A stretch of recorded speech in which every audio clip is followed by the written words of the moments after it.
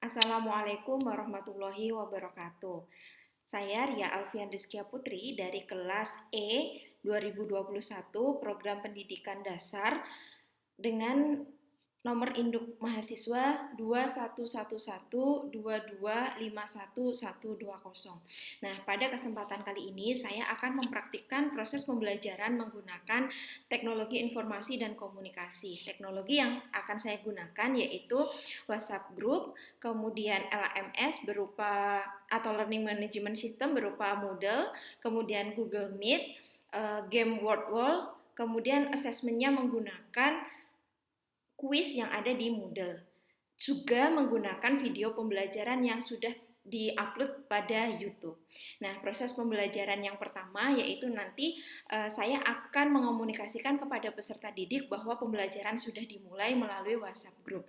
Kemudian peserta didik akan masuk ke Google Meet dan proses pembelajaran akan dilakukan melalui Google Meet sampai penilaian. Nah, berikut praktik saya mengajar menggunakan teknologi informasi dan komunikasi. Yang pertama yaitu saya akan menginformasikan di grup WhatsApp bahwa jam pembelajaran sudah dimulai.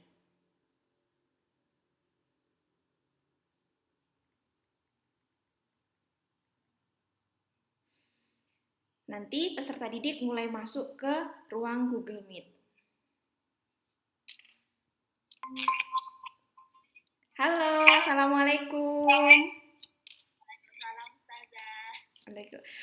Suaranya agak dikencengin ya, karena di sini terdengarnya kecil. Coba Ustazah cek dulu. Halo, Assalamualaikum. Waalaikumsalam Ustazah. Oke. Nah, anak-anak bagaimana kabarnya hari ini? Alhamdulillah baik Ustazah. Alhamdulillah. Baik, hari ini insya Allah kita akan melakukan pembelajaran dengan muatan pelajaran IPA tentang rangkaian listrik. Bagaimana? Sudah siap untuk belajar hari ini? Ya Ustazah. Oke, sebelum kita mulai belajar, kita berdoa terlebih dahulu ya. Insya Allah akan Ustazah pimpin. Persiapan berdoa, sikap berdoa, berdoa dimulai. A'udzu billahi minas syaitonir rajim. Bismillahirrahmanirrahim. Rabbishrah li sadri wa yassir li amri wahlul 'uqdatam min lisani yafqahu qawli. Rabbi zidni ilma warzuqni fahma. Amin ya rabbal alamin. Alhamdulillahirrabbilalamin. Semoga dengan dimulainya kegiatan ini dengan belajar, kita mendapatkan kemudahan dan keberkahan. Nah, hari ini kan kita mau belajar tentang rangkaian listrik dan komponen-komponen penyusunnya. Kira-kira kalian pernah nggak sih melihat rangkaian listrik di rumah kalian? Sudah pernah terbayang belum rangkaian listrik itu yang seperti apa? Belum ya? Oke, nah hari ini Ustazah akan share screen dulu. Ini materinya sudah Ustazah upload di Moodle ya. Jadi nanti kalian bisa cek di Moodle-nya masing-masing. Nah, di sini. Nanti kalian masuk ke kelas IPA, kemudian ada materi IPA rangkaian listrik. Nah, agar kalian lebih paham dengan materinya, Ustazah akan tunjukkan dulu kompetensi dasarnya yaitu 3.4 dan 4.4. 3.4 tentang mengidentifikasi komponen-komponen listrik dan fungsinya dalam rangkaian listrik sederhana. Kemudian yang keempat, melakukan percobaan rangkaian listrik sederhana secara seri dan paralel. Kemudian untuk tujuan pembelajarannya, yang pertama peserta didik dapat menjelaskan komponen-komponen listrik beserta fungsinya. Kemudian peserta didik dapat menjelaskan jenis-jenis rangkaian listrik. Peserta didik dapat menyebutkan kelebihan dan kekurangan setiap jenis rangkaian listrik. Peserta didik dapat membuat rangkaian listrik sederhana. Nah, mungkin hari ini kita akan bahas dulu bagaimana sih rangkaian listrik itu, ya. Nah, sebelum Ustazah mulai, Ustazah pengen lihat apakah kalian tuh bener-bener belum tahu tentang rangkaian listrik atau sudah tahu ya sebenarnya tapi nggak sadar bahwa di situ tuh ada rangkaian listrik. Nah, coba Ustazah mau tanya, di rumah kalian ada lampu? Ada. Ada.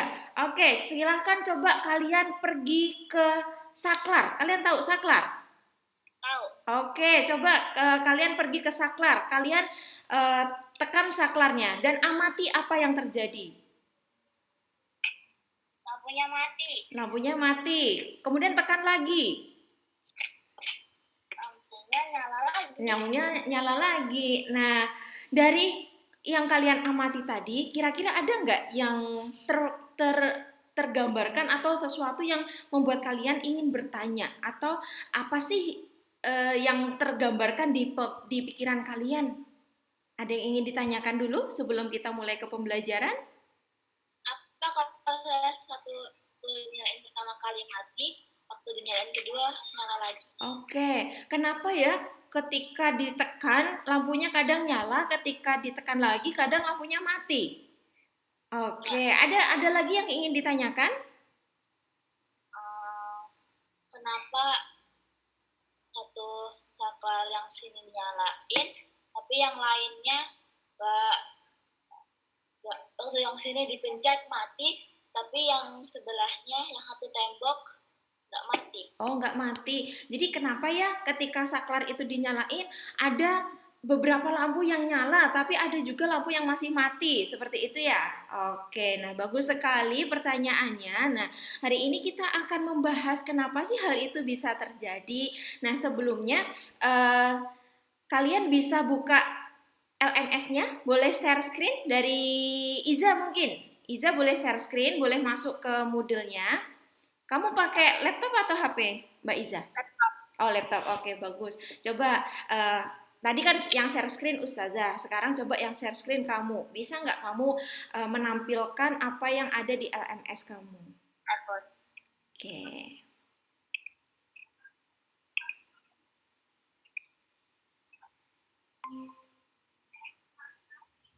Oke, sip, kelihatan. Bagus. Kamu sudah bisa mengoperasikannya ya, berarti. Silahkan kamu buka kursnya, kemudian buka videonya. Silahkan diamati videonya. Di situ nanti kalian akan mendapatkan informasi. Di bagian agak tengah aja.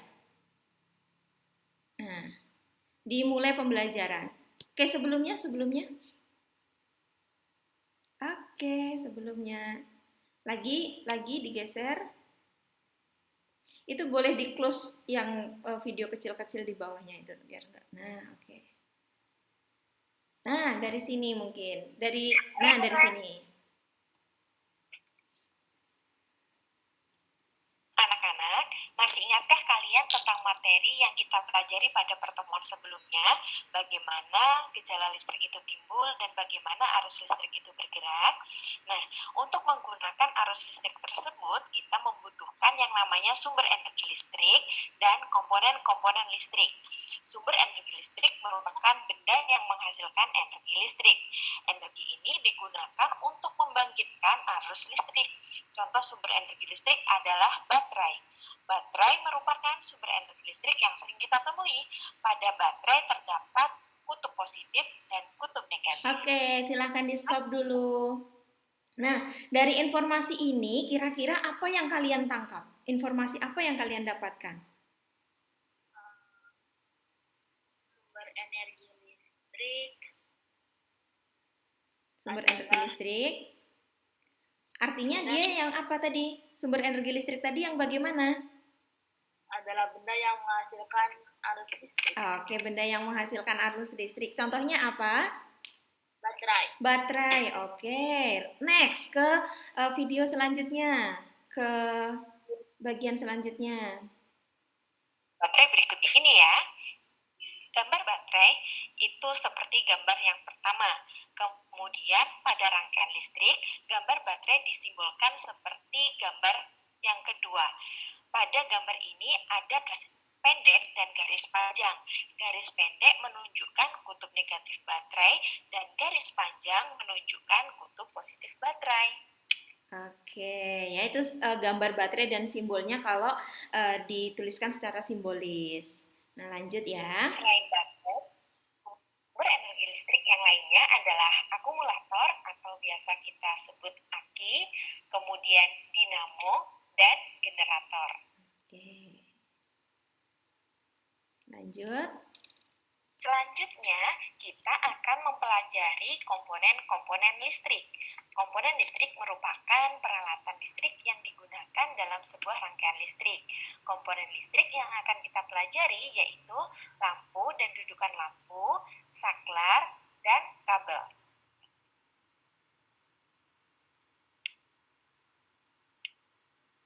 Lampu merupakan alat yang menggunakan energi listrik.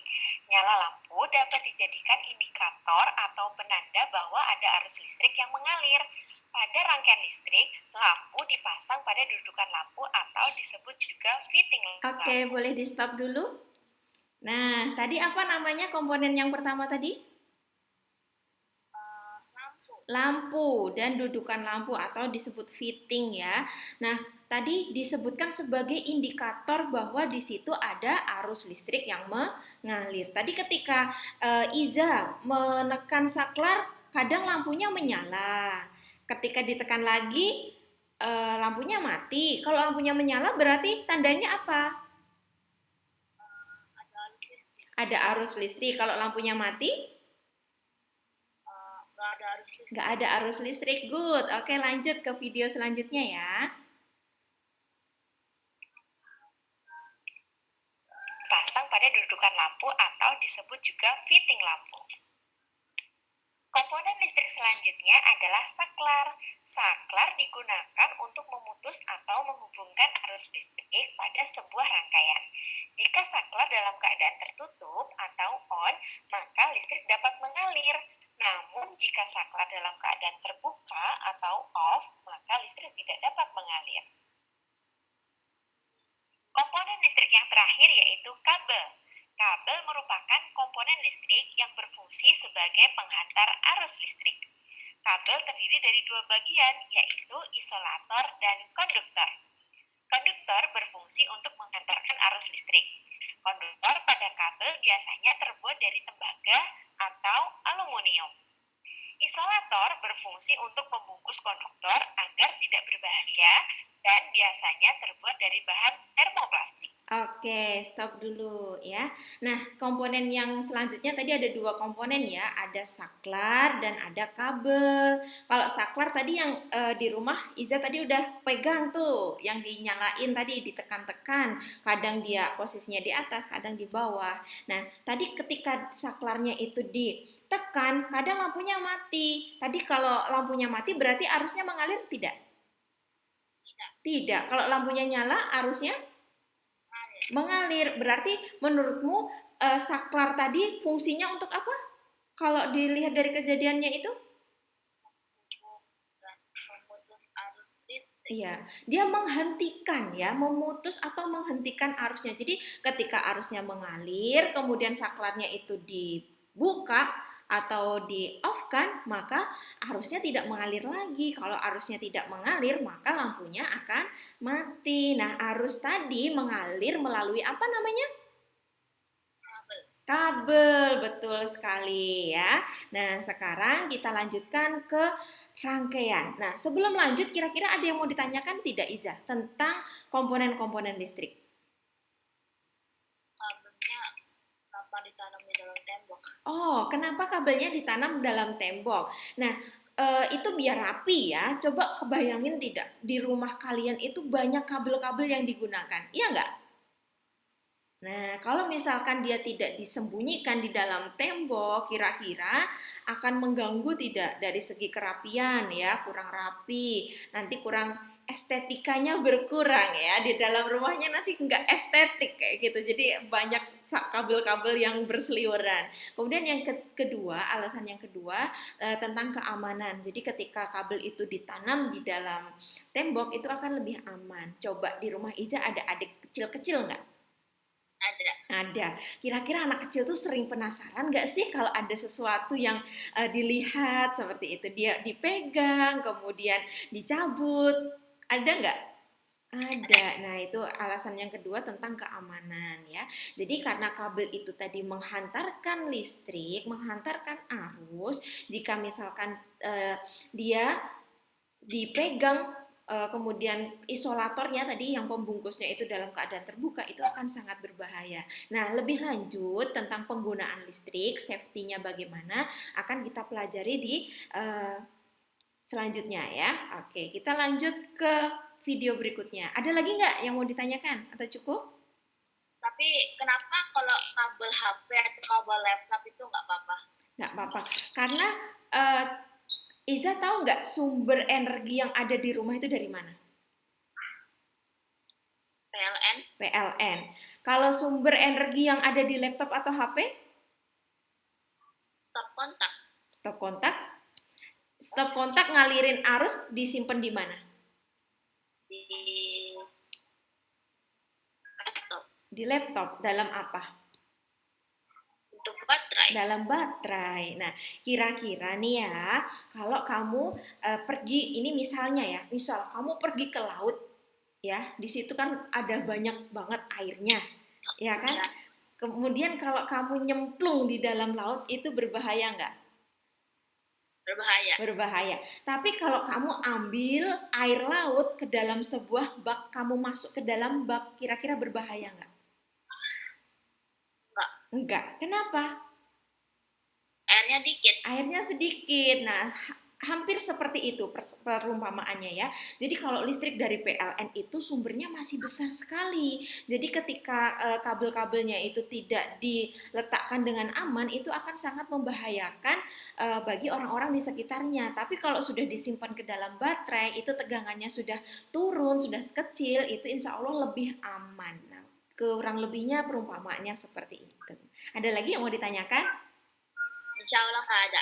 Oke, wah good sekali ya. Kamu melihat sesuatu langsung tergambar pertanyaan. Oke, lanjut kalau nggak ada pertanyaan.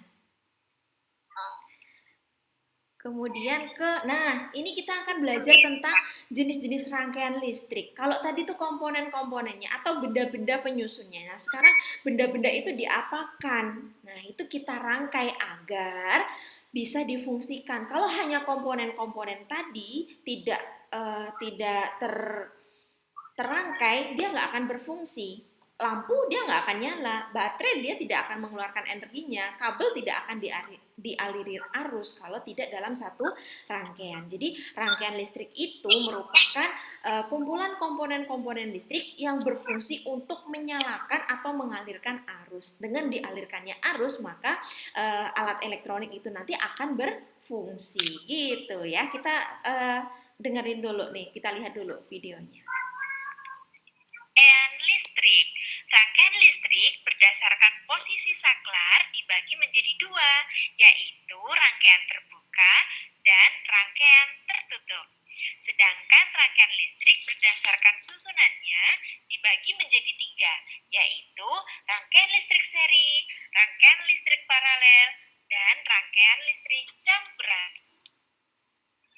Rangkaian listrik terbuka terjadi apabila saklar dalam keadaan terbuka atau tidak tersambung. Rangkaian ini menyebabkan arus listrik tidak mengalir dan lampu tidak menyala. Stop. Nah, tadi waktu Iza nekan saklar terus lampunya mati, itu kira-kira rangkaiannya terbuka atau tertutup? Terbuka. Jadi ketika rangkaian saklar itu kurang lebih gambarannya seperti ini ya, seperti jembatan yang terhubung. Kalau misalkan dia terhubung seperti ini, maka arusnya bisa mengalir. Tapi kalau keadaan terbuka, nah dia tidak terhubung, maka arusnya tidak akan mengalir. Gambarannya seperti itu, ya. Oke, lanjut dulu.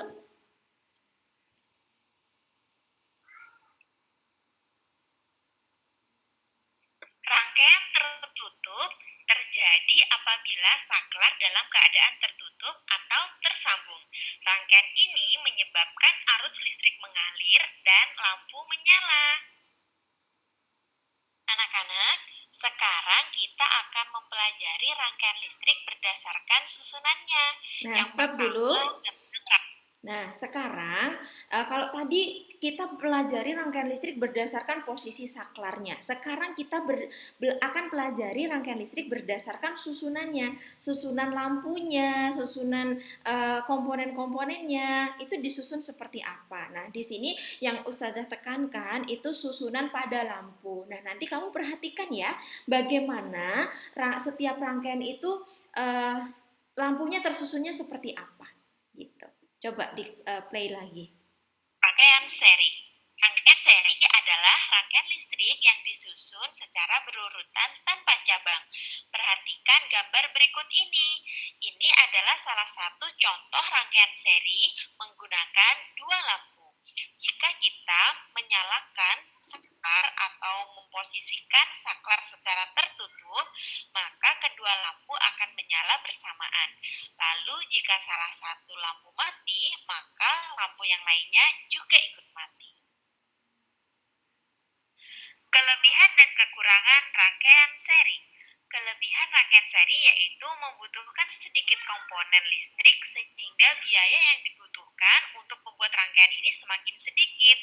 Namun kekurangannya yaitu yang pertama, jika salah satu lampu dilepaskan dari rangkaian, maka akan membuat arus listrik tidak mengalir dan lampu yang lainnya padam. Yang kedua, nyala lampu lebih redup karena arus yang mengalir harus melewati lampu yang disusun berjajar yang mengakibatkan hambatan listrik semakin besar. Contoh penggunaan rangkaian seri yaitu pada lampu senter. Oke, stop. Nah, itu tadi rangkaian yang pertama yaitu rangkaian seri. Disusunnya bagaimana tadi? Disusunnya bagaimana tadi? Berjajar ya, berjajar itu dia berurutan. Nah, itu seri. Tadi juga kelebihan dan kekurangannya juga sudah dibahas. Nah, nanti kalian akan praktik ya di pertemuan selanjutnya kalian akan praktik bagaimana menyusun rangkaian seri dan bagaimana menyusun rangkaian listrik yang lainnya. Nah, dari rangkaian seri ini ada yang mau ditanyakan tidak? Bisa senter termasuk salah satu contoh rangkaian. Oke, kenapa senter yang jadi contoh? Karena tadi Ustazah sampaikan ya, komponennya disusun seperti apa. Nah, pada senter itu ada beberapa baterai. Jadi baterainya itu tidak hanya satu. Jadi baterainya itu ada beberapa dan disusunnya itu dia berurutan seperti itu. Sebenarnya ada juga lampu-lampu yang disusun secara seri. Contohnya, nah ini tanggal 25 kemarin hari apa? Kalau secara nasional ya, ada hari Natal kan ya? Nah, pernah nggak mengamati lampu-lampu di hiasan pohon Natal itu, walaupun kita tidak merayakan ya? Pernah lihat? Pernah. Pernah. Ketika ada satu saklar yang dinyalakan, bagaimana lampu-lampu yang ada di pohon Natal itu? Nyala. Satu atau semua lampu menyala? Hanya salah satu atau semuanya yang menyala? Semuanya menyala. Nah, itu kira-kira di rangkaiannya berupa rangkaian apa? Seri, karena ketika satu saklarnya dinyalakan, semua lampu langsung menyala. Ketika saklarnya dipadamkan, semua lampu akan mati. Itu contoh lainnya kalau pada lampu gitu ya. Lanjut, ada lagi yang mau ditanyakan? Enggak. Oke, lanjut. Paralel. Rangkaian paralel merupakan rangkaian yang disusun secara sejajar sehingga terbentuk cabang di antara sumber arus listrik. Perhatikan gambar berikut ini. Ini contoh rangkaian paralel menggunakan dua buah lampu. Pada gambar, S1 merupakan saklar 1, S2 merupakan saklar 2, L1 merupakan lampu 1, dan L2 merupakan lampu 2. Saklar 1 merupakan saklar yang dapat mengalirkan arus listrik untuk lampu 1 dan lampu 2. Sedangkan saklar 2 merupakan saklar yang dapat mengalirkan arus listrik hanya pada lampu 2. Jika saklar 1 dan saklar 2 ditutup, maka lampu 1 dan lampu 2 dapat menyala. Sedangkan jika saklar 1 ditutup dan saklar 2 dibuka, maka hanya lampu 1 yang dapat menyala karena arus listrik dapat mengalir pada lampu 1 tetapi tidak dapat mengalir pada lampu 2 sehingga menyala dan lampu. Oke, terima terima kasih ya. Nah, ini kalau kita lihat di saklar satu tadi, dia kabelnya itu bisa ngalir ke lampu satu sama lampu 2. Kemudian pada saklar 2 S2, dia kalau kita amati kabelnya hanya nyambung dengan lampu 2. Sehingga saklar 2 tadi ketika dimatikan, dia hanya bisa mematikan L2, tidak bisa mematikan L1. Beda dengan rangkaian seri tadi, sekalinya saklarnya dimatikan, semua lampu akan mati. Tapi kalau di paralel beda ya. Kalau di paralel misalkan salah satu cabang itu mati, maka cabang yang lain asalkan masih teraliri arus listrik, dia akan tetap menyala. Oke, gitu ya. Boleh dilanjut? Lampu 2 padam. Kelebihan dan kekurangan rangkaian paralel. Kelebihan rangkaian paralel yaitu jika salah satu aliran listrik diputus, maka tidak berdampak pada arus listrik yang lain, sehingga alat listrik tetap menyala. Yang kedua, nyala lampu lebih terang. Sedangkan kekurangannya membutuhkan banyak komponen listrik, sehingga biaya yang dibutuhkan untuk membuat rangkaian paralel lebih besar daripada rangkaian seri. Rangkaian paralel dapat digunakan pada listrik rumah dan penerangan jalan. Oke, stop dulu. Kenapa listrik di rumah atau listrik di penerangan jalan itu menggunakan paralel, rangkaian paralel? Kenapa tidak menggunakan rangkaian seri? Menurut pendapatnya Iza bagaimana? Soalnya kalau lampu jalan kan buat nerangin jalan malam-malam. Jadinya lampunya harus yang lebih terang Oh, daripada Oke. Terus ada alasan lagi?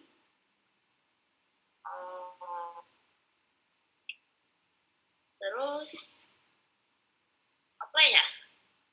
Mungkin yang dapetnya itu doang sih, Us. Oh, mantapnya itu doang. Coba kalau misalkan tadi rangkaian seri dan paralel bedanya ketika salah satu lampu padam, maka yang lainnya bagaimana? Kalau seri Uh, padam semua. padam semua. Kalau paralel?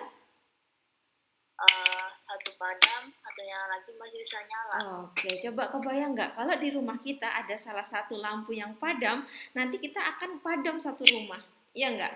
Nah, Ya. kalau di jalan juga, jalan itu kan panjang ya, penerangannya untuk di jalan itu kan panjang. Kalau misalkan ada salah satu lampu yang mati, kemudian nanti bisa mematikan lampu semuanya, itu akan sangat merugikan. Jadi sebenarnya tadi kan sudah dijelaskan ya, baik seri maupun paralel itu semua punya kelebihan dan kekurangan. Nah, salah satu manfaat dari rangkaian paralel yang digunakan di kehidupan sehari-hari itu lebih kita gunakan karena itu tadi selain lampunya nyalanya lebih terang, ketika salah satu lampu mati tidak menyebabkan lampu yang lainnya mati gitu. Nah, tapi kalau kita memadukan dari kedua rangkaian ini akan dapat rangkaian baru yaitu rangkaian campuran. Nah, rangkaian campuran itu perpaduan dari rangkaian seri dan rangkaian paralel. Jadi kita bisa gunakan kelebihan dari seri dan kita gunakan kelebihan dari paralel, kita gabung seperti itu.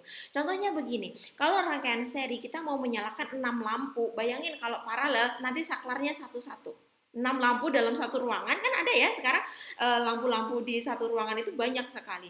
Terus kalau kita harus nyalain cetek satu-satu itu akan sangat menyulitkan kita. Nah, kalau seperti itu bisa kita buat rangkaian seri. Jadi tinggal nyalain satu lampu, tek, nanti lampu yang ada di ruangan itu bisa nyala semua. Walaupun nanti kalau ada salah satu lampunya mati ikut mati semua, tapi secara fungsi itu akan lebih menguntungkan. Tapi kalau misalkan kita ingin menyalakan ruangan A dan memadamkan ruangan B, kita bisa pilih saklarnya kayak gitu.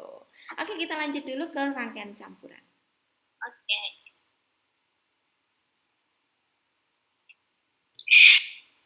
Selanjutnya rangkaian campuran. Rangkaian campuran merupakan rangkaian kombinasi antara rangkaian seri dan rangkaian paralel. Perhatikan gambar berikut ini. Gambar tersebut menunjukkan sebuah rangkaian dengan 5 buah lampu. Lampu 1, lampu 2, dan lampu 3 disusun secara seri. Lampu 4 dan lampu 5 disusun secara seri juga. Tetapi lampu 1, lampu 2, dan lampu 3 terhadap lampu 4 dan lampu 5 disusun secara paralel. S1 merupakan saklar 1, S2 merupakan saklar 2. Saklar 1 mengalirkan arus untuk semua lampu, sedangkan saklar 2 hanya mengalirkan arus untuk lampu 1, lampu 2, dan lampu 3. Ketika saklar 1 dinyalakan dan saklar 2 juga dinyalakan, maka semua lampu dapat menyala. Tetapi ketika saklar 1 dinyalakan dan saklar 2 dimatikan atau dibuka, maka lampu 1, lampu 2, dan lampu 3 padam, sedangkan lampu 4 dan lampu 5 tetap menyala. Hal ini menunjukkan bahwa rangkaian paralel dapat tetap menyala meskipun saklar 2 dimatikan karena arus dapat mengalir untuk lampu 4 dan lampu 5, sedangkan pada saklar 2 hanya mengalirkan arus pada lampu 1, lampu 2, dan lampu 3. Rangkaian campuran biasanya disesuaikan kebutuhan pengguna. Misalkan pada rangkaian listrik di sebuah ruangan yang membutuhkan banyak lampu, ada beberapa lampu yang dipasang secara seri agar memudahkan ketika menyalakan dan menghemat komponen listrik yang diperlukan. Oke, boleh di stop dulu. Nah, sekarang dari penyampaian dari awal komponen, kemudian masuk ke rangkaian, kira-kira sudah tergambar belum Iza materi hari ini seperti apa? Sudah? Oke, coba Ustazah mau cek ke pemahamannya, kedalaman materinya melalui dua penilaian. Penilaian yang pertama itu berupa fun game. Nanti Iza boleh mainkan gamenya itu, kalau misalkan di situ masih menemui kesulitan boleh tanya ke Ustazah. Tapi kalau misalkan nanti dari situ sudah tidak ada pertanyaan, maka langsung masuk ke assessment yang kedua yang diambil nilainya ya. Sekarang coba Iza ke fun game. Masuk ke Moodle-nya. Nah, itu ada link fun game. Coba diklik. Nah,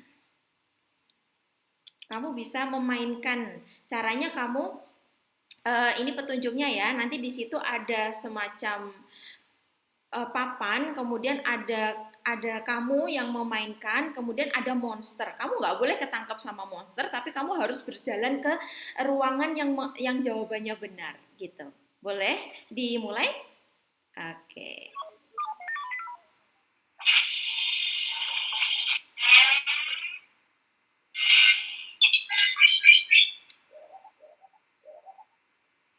Kamu yang warnanya merah. Oke, silakan menuju.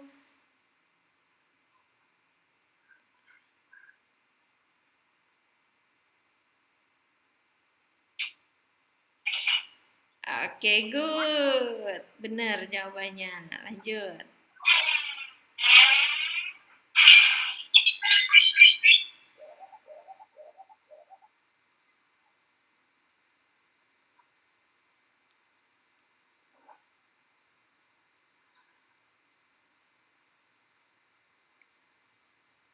Awas, ya kamu kan ketangkep monster. Oke.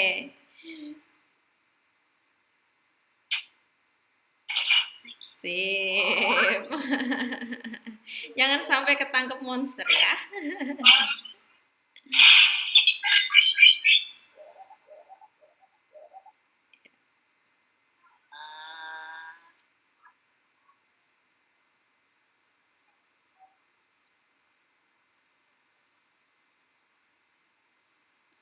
Awas, awas.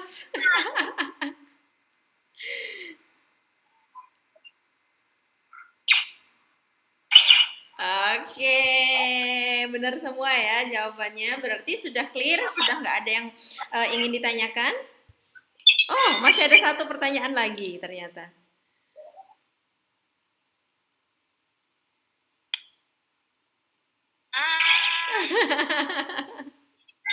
Ya, semangat.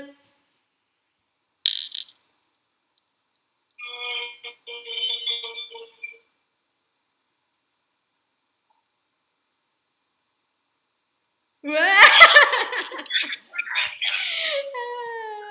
Kamu ketangkap tuh.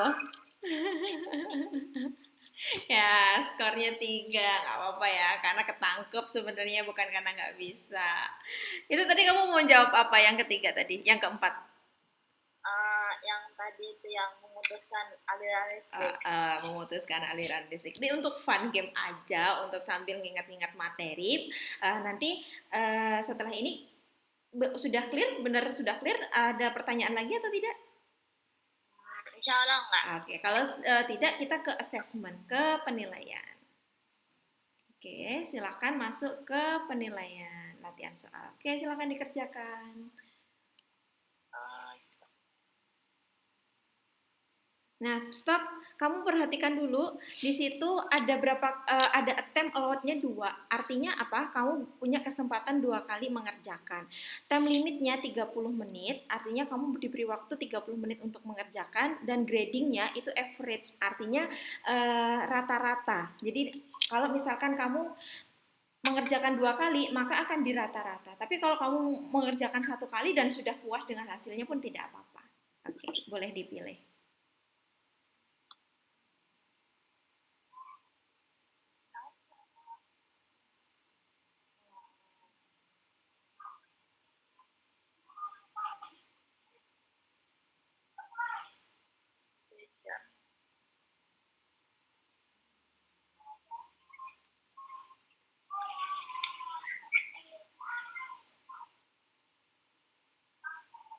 Listrik.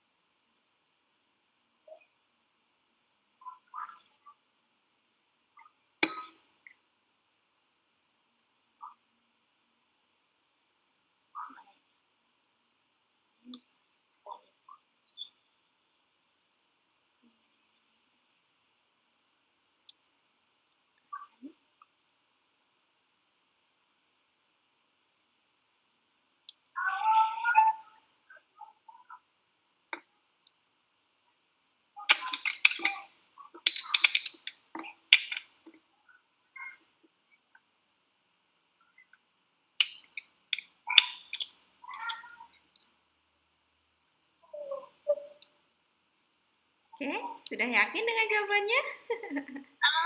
Coba. Oke, kita cek ya. Submit and finish. Oke, cek berapa skornya. Wih, keren, dapat 100. Tadi waktu kamu mau milih generator tuh, wow, generator ya. Semoga dia memahami dengan dinamo tadi. Soalnya kamu nggak nanya tadi waktu dinamo. Ustazah pikir kamu sudah paham dan alhamdulillah ternyata udah benar-benar paham. Oke, boleh di stop share screen-nya. Jadi tadi kenapa kok Ustazah minta kamu yang share screen? Karena biar kalau yang share screen Ustazah kamu nggak bisa main kan, tapi kalau misalkan kamu yang sudah share screen langsung itu bisa dipantau. Tapi nanti kalau misalkan berbanyak bisa jadi tidak dipantau seperti ini. Jadi kita fleksibel aja kegiatan belajarnya. Oke, sebelum kita akhiri kegiatan belajarnya, menurutmu kira-kira materi ini masih ada yang perlu ditanyakan atau ingin kamu klarifikasi gitu? Tidak? Masih kayaknya. Apa? Yang bagian mana? Yang belum kamu pahami yang bagian mana? Sumber-sumber energi listrik itu. Oke, sumber-sumber energi listrik bagaimana? Yang soal aki akumulator. Oke.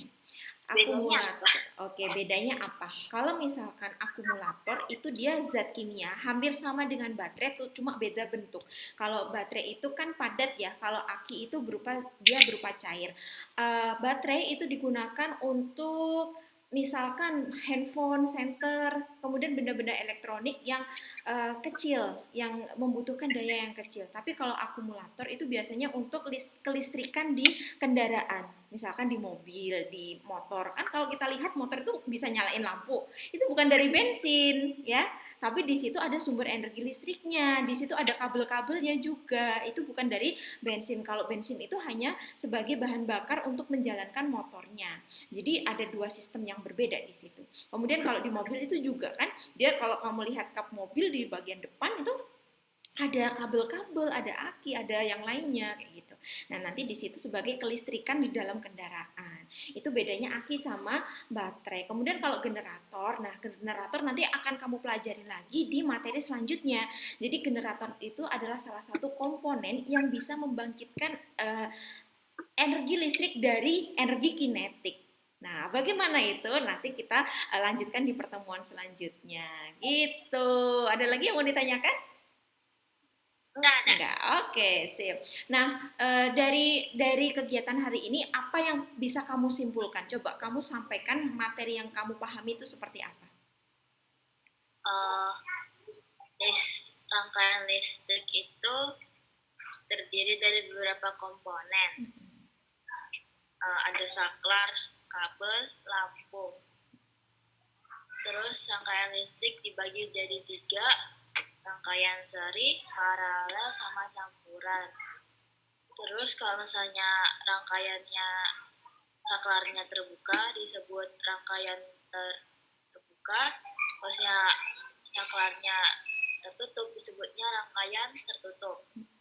Terus pembangkit energi listrik selain baterai itu ada aki, terus sama generator, ada dinamo juga. Terus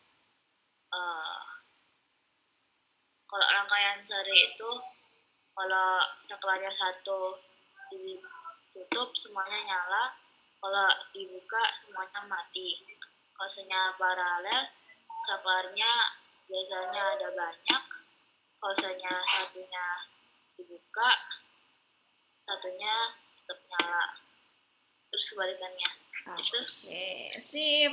Ustazah tambahkan ya, tadi bukan pembangkit tapi untuk dinamo, generator dan baterai tadi itu sumber energi listrik. Terus tadi betul yang sudah disampaikan kelebihan dan kekurangannya, Ustazah tambahin aja kelebihan dari rangkaian seri, salah satu kelebihannya tadi sudah disebutkan ciri-cirinya. Kelebihannya dia lebih murah dan lebih mudah untuk dirangkainya. Tapi kalau paralel karena dia membutuhkan komponen yang lebih banyak, pasti dia lebih mahal dan lebih rumit rangkaiannya. Cuma itu saja yang perlu saya tambahkan. Selebihnya sudah overall sudah bagus sekali pengetahuan yang dibangun oleh Iza gitu. Dan tadi juga dari evaluasi juga hasilnya sudah memuaskan ya, 100 sempurna. Semoga apa yang kita pelajari hari ini bisa bermanfaat untuk Ustazah, untuk Iza dan terlebih lagi nanti untuk orang lain bisa diaplikasikan. Baik, ada lagi yang mau disampaikan sebelum kita tutup? Tidak ada. Oke, kalau tidak ada, mari kita akhiri dengan membaca hamdalah dan doa selesai belajar ya. Alhamdulillahirobbil alamin. Nah, kita tutup dengan doa selesai belajar. Sikap berdoa dimulai. A'udzu billahi minas syaitonir rajim. Bismillahirrahmanirrahim. Wal asri innal insana lafi husrin illalladzina amanu wa amilus solihati wa tawasau bil haqqi wa tawasau bis sabr.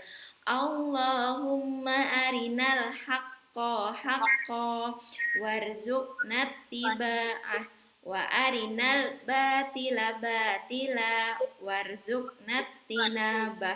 Amin ya rabbal alamin. Terima kasih banyak Iza yang sudah semangat belajar hari ini. Semoga apa yang kita pelajari dapat bermanfaat, dan Ustazah mohon maaf jika masih banyak kurang dalam penyampaian materi hari ini. Sampai ketemu di pertemuan selanjutnya ya. Assalamualaikum warahmatullahi wabarakatuh. Waalaikumsalam warahmatullahi wabarakatuh. Kasih ya. Ya,